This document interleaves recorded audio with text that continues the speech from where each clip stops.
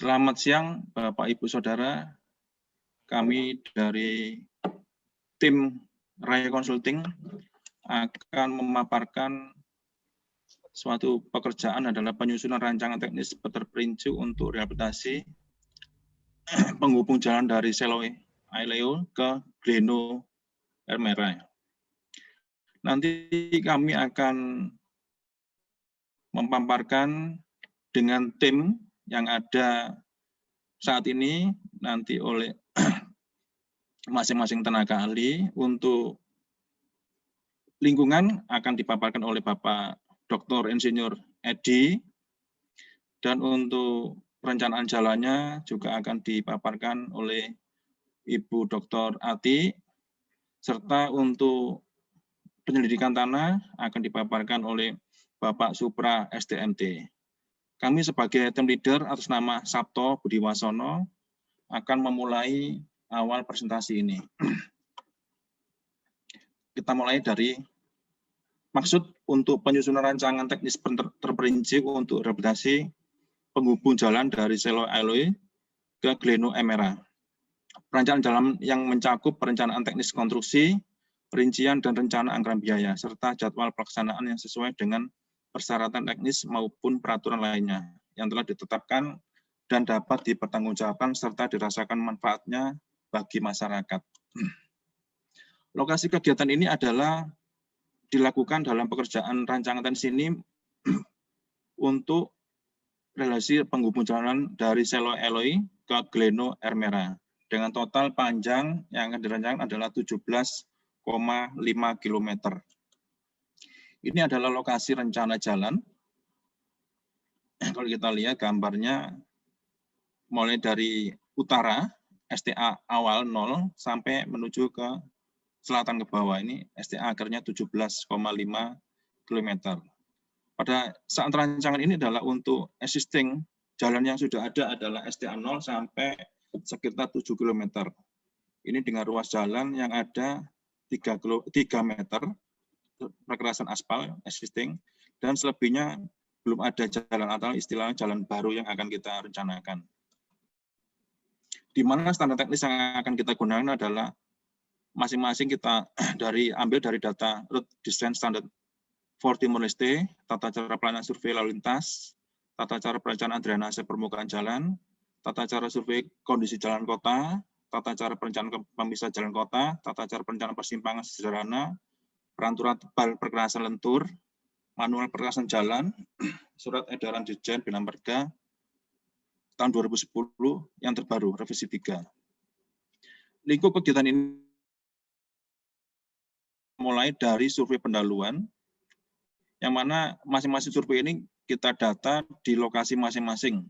Kita sudah sebarkan tim untuk melakukan survei ke masing-masing lokasi atau titik-titik yang sudah kita dapatkan, yang kita sepakati, yaitu adalah survei pendahuluan, survei topografi, di mana survei topografi ini kita ukur mulai dari long sampai cross. Cross ini kita ukur untuk kanan kiri jalan, kita ambil data sesuai dengan KAK, yaitu 50 meter kanan dan kiri.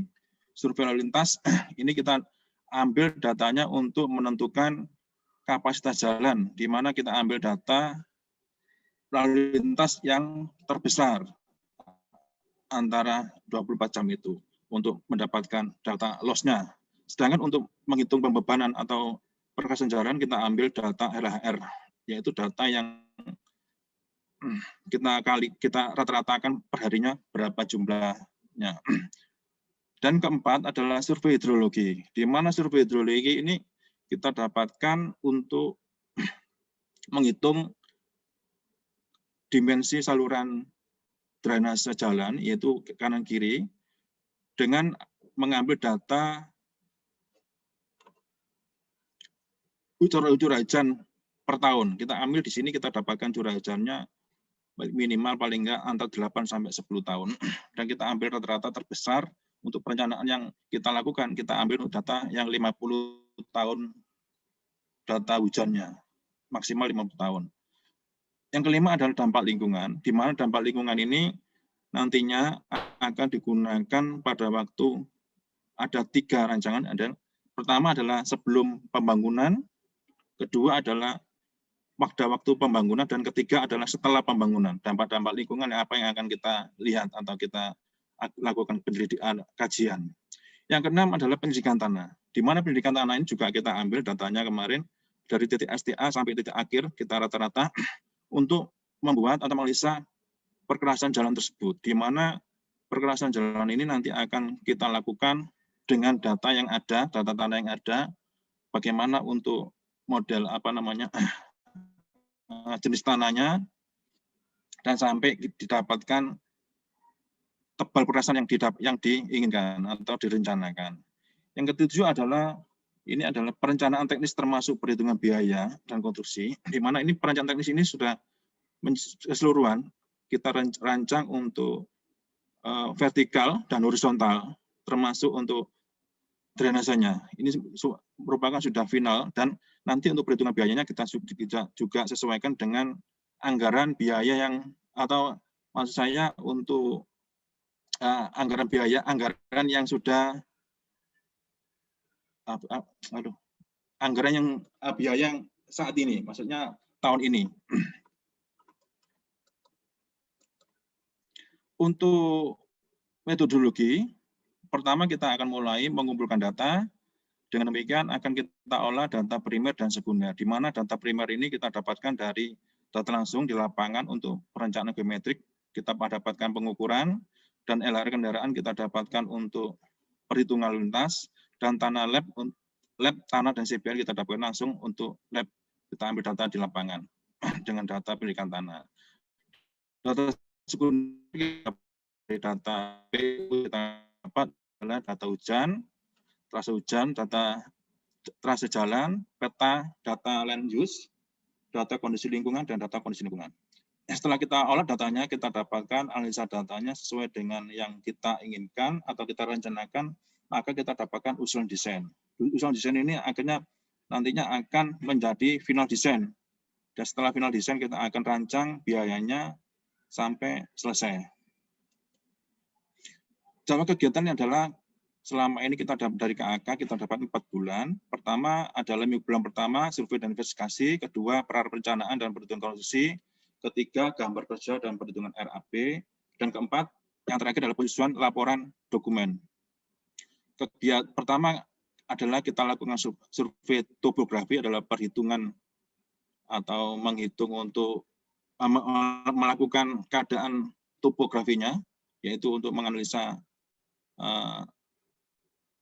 vertikal atau horizontal, konturnya yang ada di lapangan. Kita sebarkan tim-tim di lapangan seperti yang tergambar ini, mulai dari STA awal sampai STA akhir.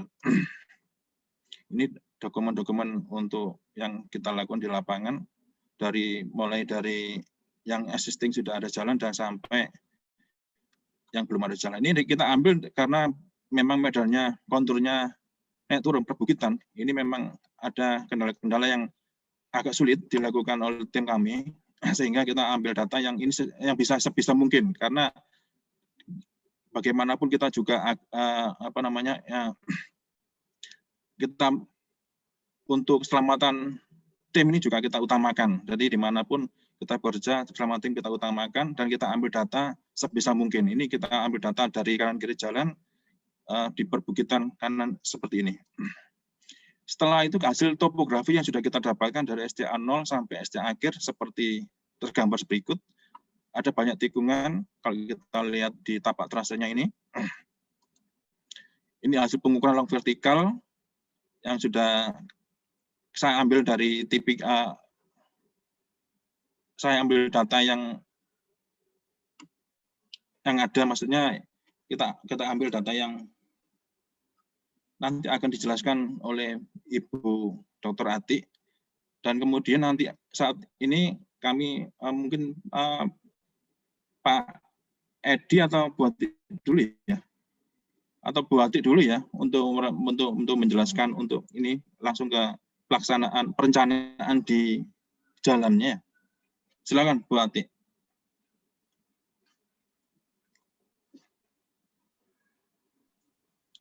Ya, Bu Ati. Ya.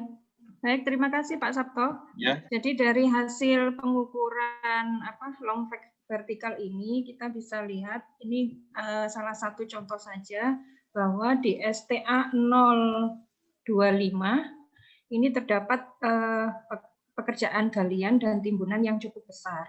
Ini tidak hanya terjadi di long vertikal yang di STA ini. Ada beberapa catatan untuk pekerjaan galian dan timbunan itu terlihat dalam long section antara 0 sampai dengan 0,17 km itu ada di STA 2+925 ada galian timbunan yang cukup besar. Kemudian ada pekerjaan timbunan lagi yang cukup besar di kilometer 3275 sampai dengan 6332. Jadi di sini nanti yang diarsir di bawah ini adalah pekerjaan timbunan yang harus kita lakukan. Kemudian jika ada seperti grafik di atas begini, itu nanti ada pekerjaan galian di sana. Silakan next Pak Sabto. Ya. Nah, untuk pengukuran cross kita melihat bentuk jalan itu dari tampak melintang. Jadi di sini terlihat ada tebing di sebelah kiri trase jalan, kemudian di sebelah kanan kalau untuk yang STA 0+025 itu terlihat ada jurang. Jadi di STA 0 itu ada sama juga di STA 025 di sebelah kiri trase rencana itu akan ada galian. Kemudian untuk yang di STA 025 itu tidak banyak galian timbunan, hanya ada smoothing saja. Next Pak. Dari beberapa kegiatan survei tadi yang sebelumnya sudah dijelaskan oleh Pak Sabto, kita sudah melakukan kegiatan survei lalu lintas adalah dokumentasi kita ketika melaksanakan survei pengambilan volume lalu lintas. Dalam pelaksanaannya kita menggunakan form dengan durasi 15 menit untuk pencatatannya. Kemudian untuk kendaraan yang dicatat kita bagi menjadi 3, yaitu kendaraan sepeda motor, kemudian kendaraan ringan dan kendaraan berat. Di mana untuk kendaraan ringan dan kendaraan berat ini nantinya yang akan kita gunakan untuk merencanakan tabel perkerasan. Dari data ini kita dapat kita lakukan dalam durasi 24 jam non-stop. Kemudian kita dapatkan jam puncak. Puncak untuk pagi, siang, dan sore. Di mana loss atau level of service atau tingkat pelayanan jalan itu kita mendapatkan nilai A untuk tahun pertama, tahun rencana.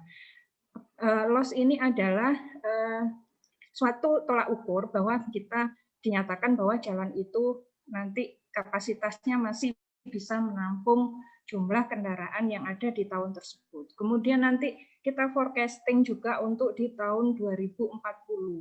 Dengan kenaikan sekitar 3,5% pertumbuhan jumlah kendaraan.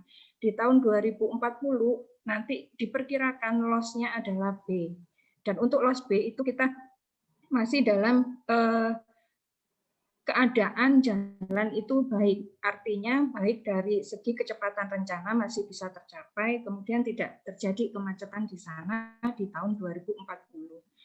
Kemudian selanjutnya ke kegiatan untuk survei hidrologi, ada beberapa data yang kita kumpulkan dari hasil survei hidrologi.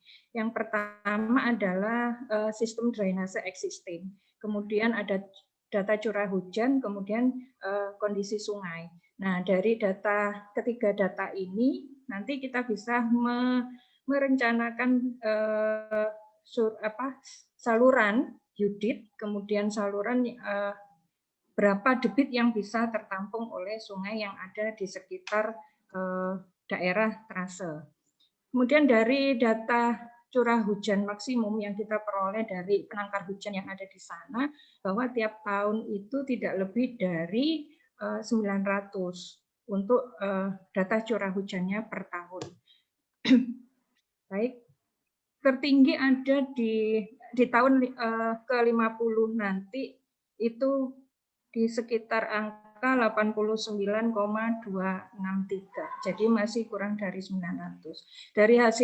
Dari hasil data curah hujan tersebut kita mengolah dengan metode Wedwin dan Lockerson. Nah, dari situ kita mendapatkan penampang untuk Yudit adalah lebar 1 meter dan tinggi, mana tadi slide-nya sebelumnya Pak Sabto. Nah, 0,6 ya. 0,6 Bu. Untuk saluran Yudit didapatkan lebar 0,6 dengan tinggi 0,8. Tapi biasanya yang tersedia itu lebar 1 meter, biasanya begitu yang tersedia untuk pabrikan Yudit yang pabrikan. Selanjutnya Pak Sabto. Oke. Nah, kemudian dari Yudit biasanya air itu disalurkan ke sungai terdekat dan kapasitas sungai untuk menyalurkan itu sekitar 362,552 meter kubik per detik. Jadi tidak mengalami overflow dari data curah hujan yang kita peroleh. Silakan Pak Sabto. Ya. Kemudian, dari perhitungan data arus lalu lintas, tadi kita sudah mendapatkan jumlah kendaraan dalam per hari, kemudian untuk 2 jurusan atau 2 arah gitu ya. Nah, dalam 1 hari kita mendapatkan jumlah kendaraan 4.386, kemudian kita prediksi, kita forecast untuk 20 tahun mendatang sebesar 3,5% pertumbuhan lalu lintas. Kemudian dari bahan perkerasan itu sendiri kita mendapatkan nilai A1, A2, A3, kemudian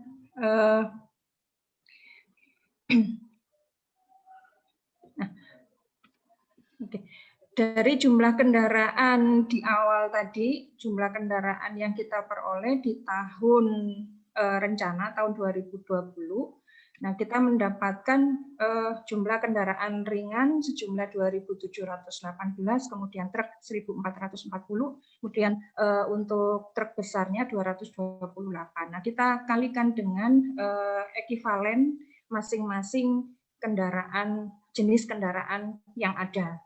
Kemudian kita prediksi lagi untuk LEA atau pertengahan, kira-kira nanti jumlah kendaraan di pertengahan tahun atau 2040 itu LET ya, untuk LET, nah kira-kira sejumlah, mohon maaf Pak, ini ketutupan, kelihatan angkanya, sejumlah 330, kemudian 248, kemudian di LET atau LEA atau akhir itu 330. Dari hasil perhitungan ini, kemudian kita cross-check-kan untuk selanjutnya Pak Sabto.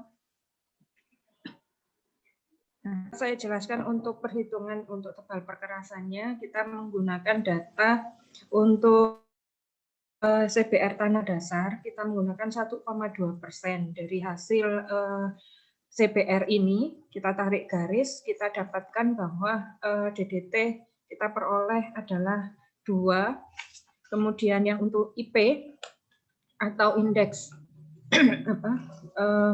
perkerasan, kita ambil angka 2, dan untuk faktor regional, di mana kelandaian untuk trase konturnya itu antara 6 sampai dengan 10%, dengan persen kendaraan berat kurang dari 30%. Jadi kita ambilnya FR sama dengan 1. Kemudian untuk LER atau lalu lintas ekivalen kita dapatkan 496. Kemudian kita ambil IP-nya ada atau indeks permukaannya adalah 2. Kemudian dari situ kita plotkan di nomogram 1, kita dapatkan ITP sebesar 12,5 dengan menggunakan rumus seperti di dalam slide tersebut di atas. Kita mendapatkan tebal perkerasan untuk masing-masing tebal perkerasan untuk masing-masing perkerasan lenturnya. Jadi untuk D1 kita dapatkan 10, kemudian untuk D2-nya kita dapatkan 25 cm dan D3-nya 40 cm. Di sini kita bisa lihat, jadi di D1-nya itu kita gunakan 12 cm, yang tadi adalah minimal yang bisa kita gunakan. Kemudian kita menggunakan 12 cm untuk D1, kemudian untuk LPA D2 kita gunakan 25 dan untuk LPB-nya kita gunakan 40 cm.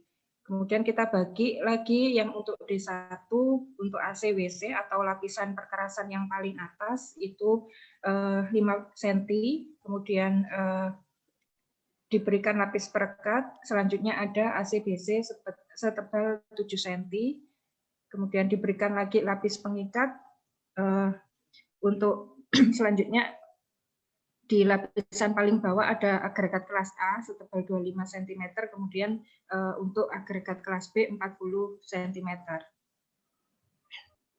Nah, kemudian untuk rencana layout dan long section, ini kita ambil salah satu contoh di long section di STA 3875 sampai dengan STA 4025. Dari gambar ini kita bisa melihat bahwa di situ ada beberapa bentuk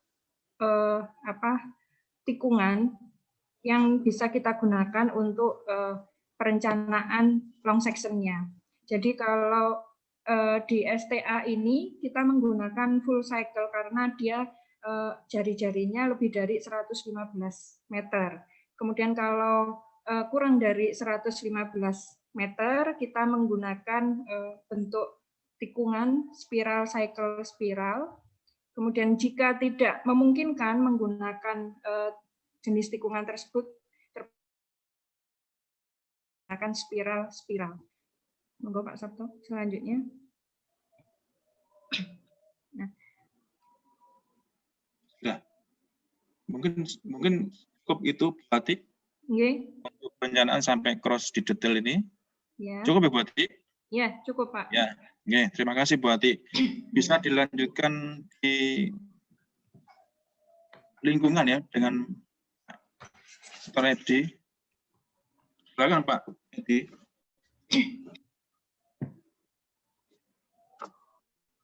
Iya Pak Edi. Halo Pak Edi. Iya Pak Sabto. Ya silakan Pak Edi. Mungkin bisa dimulai untuk dampak apa yang lingkungan yang bisa dijelaskan Pak. Monggo Pak. Terima kasih. Selamat sore. Saya Edi Santosa sebagai environmental spesialis dalam kegiatan ini ingin menyampaikan hasil analisis kami terhadap dampak lingkungan dari proyek yang akan dibangun. Sebelumnya kami perlihatkan dulu beberapa dokumentasi yang telah kita lakukan pada saat melakukan kegiatan survei terhadap lingkungan, dampak terhadap lingkungan.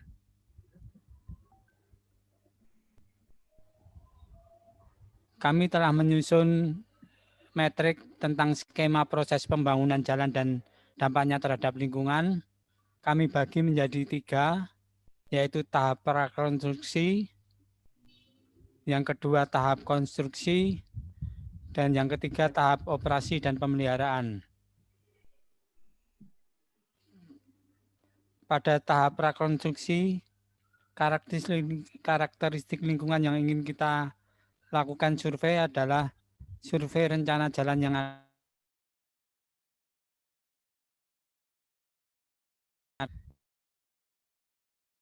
fasilitas dan instalasi, dan yang keempat, rencana kebutuhan tenaga kerja.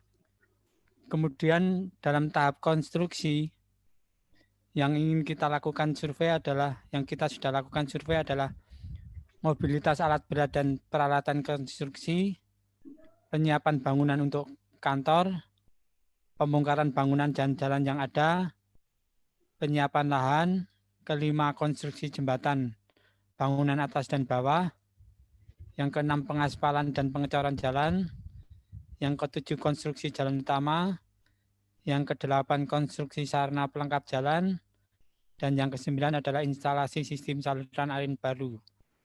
Dan pada tahap operasi dan pemeliharaan ada dua kegiatan yang ingin kita lakukan, yaitu operasi jalan dan struktur jalan dan pemeliharaan. Next. Survei ini kita lakukan untuk mengurangi, mencegah, dan paling tidak menanggulangi apabila terjadi dampak yang ditimbulkan dari pembangunan jalan tersebut. Hasil survei kami didapatkan hasil kesimpulan sebagai berikut.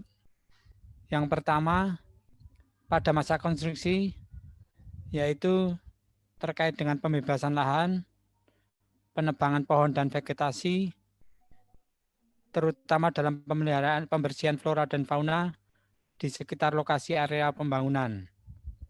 Dan pada masa konstruksi, yang perlu dipertimbangkan adalah kebisingan, debu, kerusakan jalan area lokasi karena alat berat, kelongsoran, bahaya banjir, akibat pelaksanaan, dan lain-lain. Dan pada masa konstruksi adalah perawatan jalan dan pemeliharaan jalan. Demikian Pak Sabto yang bisa saya sampaikan terhadap kesimpulan hasil survei dampak terhadap lingkungan.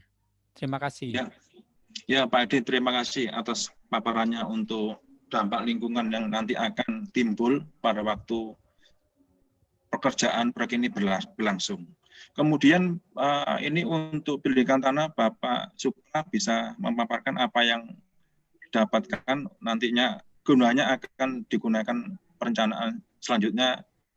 Monggo Pak Supra. Terima kasih atas waktu yang diberikan. Di sini saya mau menyampaikan mengenai kegiatan penyelidikan tanah yang sudah dilakukan untuk perencanaan jalan ini. Ini bisa dilihat foto dari tim yang sudah dikirim ke lapangan untuk melakukan survei penyelidikan tanah. Untuk penyelidikan tanah ini kita pakai metode DCP untuk menentukan nilai CBR langsung di lapangan.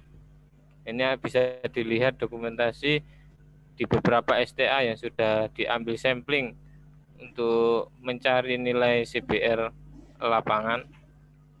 Untuk survei CBR lapangan ini, tim sudah jalan di bulan lalu, bulan Desember, tanggal 17, di STA 0 sampai 2 plus 200.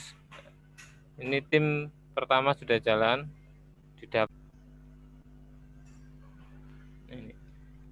di sini penyelidikan tanah dan metodenya sudah disesuaikan oleh direksi dan memberi tugas karena medan yang berbukit, jadi untuk pengambilan sampel nilai CBR-nya pakai alat DCP, lebih ringkas dan cepat.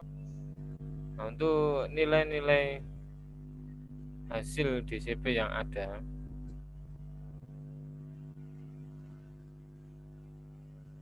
telah didapat dengan nilai rata-rata nilai CBR 1,2%. Nilai CBR tersebut bisa digunakan acuan untuk perencanaan jalan perkerasan lentur. Kemudian ini sudah dijelaskan dari masing-masing tenaga ahli. Kami akan melakukan hasil kesimpulan akhir, istilahnya mulai dari topografi sampai lingkungan. Hasil topografi di lapangan dengan medan kontur yang curam dalam hal geometri vertikal dan horizontal. Dengan demikian perlu penataan ulang sesuai dengan aturan perencanaan geometri yang ada dan juga perlu dipertimbangkan sistem drainasenya supaya tidak mengalami genangan bila air hujan. Hasil kajian survei dan perhitungan lalu lintas. Dari hasil analisa lalu lintas di atas, dengan demikian lebar rencana perasan jalan yang direncanakan dalam 6 meter. Ini derajat kejenuhannya dalam 20 tahun ke depan baik, masih diberi hasil kajian terlebih dahulu, yaitu perencanaan saluran drainase tepi jalan sesuai perhitungan hidrologi dan kebutuhan yang diperlukan agar aliran air hujan bisa tertampung pada kapasitas dimensi saluran yang akan direncana dan bisa dialirkan sesuai dengan sebagaimana mestinya dengan ukuran unit rencana lebar 60 cm dan tinggi 80 cm tanpa cover. Direncanakan pada saluran tepi kanan kiri yang sesuai dengan kebutuhan. Kapasitas sungai pembuang dengan dimensi yang ada sebesar 362,552 meter kubik per detik, sehingga jadi penampang sungai yang pembuang tidak mengalami overflow bila terjadi hujan yang besar atau tinggi. Pada untuk hasil kajian survei dampak lingkungan itu pada masa prakonstruksi, ini yang tadi disebutkan dengan Pak Edi, pertama adalah pembebasan lahan, penebangan pohon, penebangan vegetasi, terutama pembersihan flora dan fauna di sekitar lokasi area pembangunan. Masa konstruksi yang akan terjadi nanti bila ada alat berat dan pekerja yang akan di lapangan, ini menimbulkan kebisingan, debu, kerusakan jalan, area lokasi, karena alat berat, longsoran, bahaya banjir, akibat pelaksanaan, dan lain-lain. Dan nanti yang terakhir setelah jalan sudah selesai, maka akan dilakukan yang rutin adalah perawatan dan pemeliharaan jalan. Ya, untuk hasil kajian penyelidikan tanah, ini hasil kesimpulan akhir adalah penyelidikan tanah dan pemilihan alat yang digunakan sesuai persetujuan direksi pekerjaan pemberi tugas berdasarkan kebutuhan, survei TCBR dan sondir untuk mengukur daya dukung tanah dasar jalan langsung di tempat atau in situ.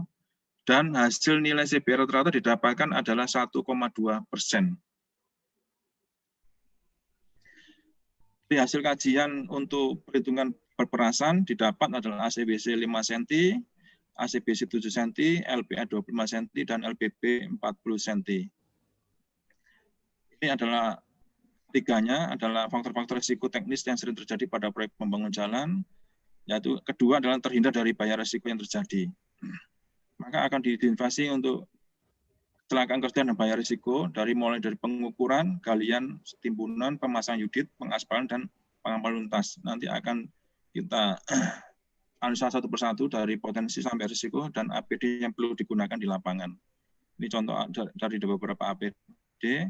Nah, ini yang kita gunakan adalah untuk urut desainnya kita pakai yang ada dari BU.